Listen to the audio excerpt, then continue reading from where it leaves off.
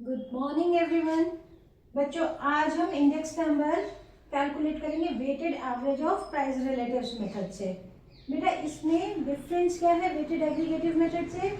इसमें भी हमारे पास बेस ईयर और करंट ईयर गिवन रहता है, लेकिन करंट ईयर की क्वांटिटी गिवन नहीं होती है हमें। बेस ईयर का प्राइस और क्वांटिटी गिवन होगा, करंट ईयर के सिर्फ प्राइस गिवन होते हैं। इसका फॉर्मूला होता है sigma R W upon sigma W. R W, R यानी रिलेटिव्स और डब्ल्यू जो वेट्स है हमारे, क्योंकि वेट्स हमको गिवन नहीं होते हैं। तो वेट्स हम कैसे निकालेंगे बेटा? हम एक कॉलम फॉर्म करेंगे वेट्स फाइंड आउट करने के लिए, और वेट्स फाइंड आउट करने का फॉर्मूला होता है P0 Q0। यानी क्या? बेस ईयर प्राइस और बेस ईयर क्वांटिटी का आपस में मल्टीप्लाई करते हैं तो हमारे पास वेट्स की वैल्यू आती है। जैसे बेस ईयर क्वांटिटी है 80 और प्राइस है 4, तो हम इसे मल्टीप्लाई करेंगे तो हमें वैल्यू मिलेगी 320। नेक्स्ट 560, देन 720, नेक्स्ट 200, देन 80 और लास्ट हमें मिलेगी 90। इस तरह से ये हमारे पास वेट्स आ गए। हम इनका सिग्मा करेंगे तो सिग्मा डब्ल्यू करने पे हमारे पास वैल्यू आ जाएगी 1970। अब हम रिलेटिव्स निकालेंगे। रिलेटिव्स का फॉर्मूला क्या हो जाएगा? P1 upon P0 into 100।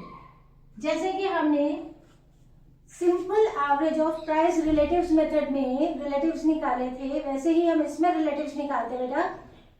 Current year price divided by base year price multiplied by 100। जैसे करंट ईयर प्राइस 8 है, बेस ईयर प्राइस 4 है, मल्टीप्लाइड बाय 100।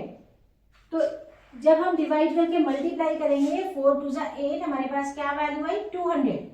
ऐसे ही हम जितने भी हमारे पास P1 P0 है सबको डिवाइड करते जाएंगे और हम वैल्यू फाइंड आउट करते जाएंगे।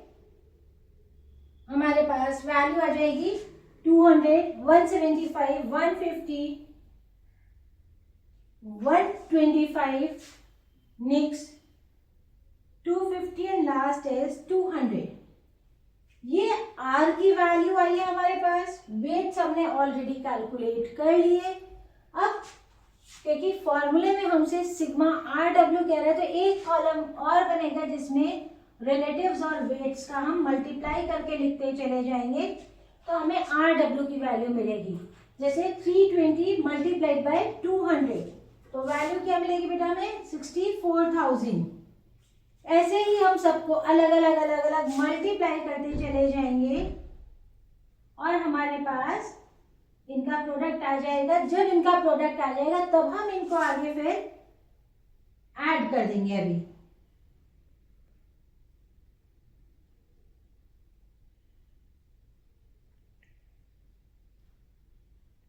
ये हमने आर और डब्ल्यू का मल्टीप्लाई कर लिया। हमारे पास वैल्यूज आए 64,000, 98,000, 1,08,000, 25,000, 20,000 और 18,000। जब बेटा हम इसका सम करेंगे सिग्मा आर डब्ल्यू तो हमारे पास वैल्यू आएगी 3,33,000।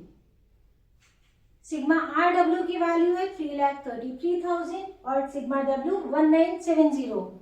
इसे हम फॉर्मूले में पुट करेंगे 3,33,000 डिवाइडेड बाय 1970।